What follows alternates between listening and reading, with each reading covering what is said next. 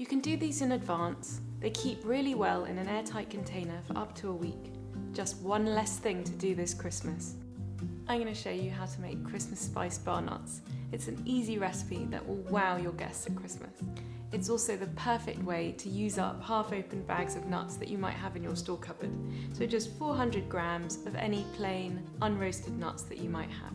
For my spice mix, I'm going to take whole fennel seeds, caraway, coriander, cumin and celery seeds. I'm going to take a teaspoon of each. I'm going to grind them well in the spice grinder. You could do it in a pestle and mortar.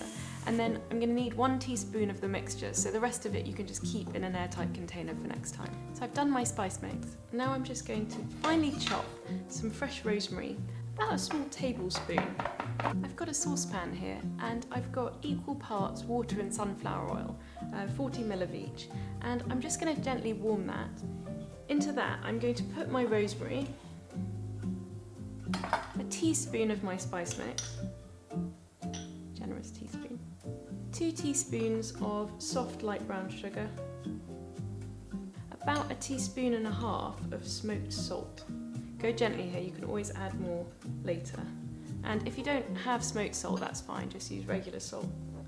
1/4 teaspoon of hot paprika, and 1/4 teaspoon of sweet paprika.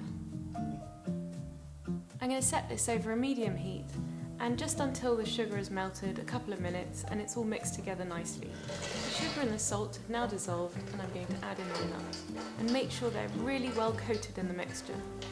I've lined a baking tray, and now I'm going to spread my nuts out,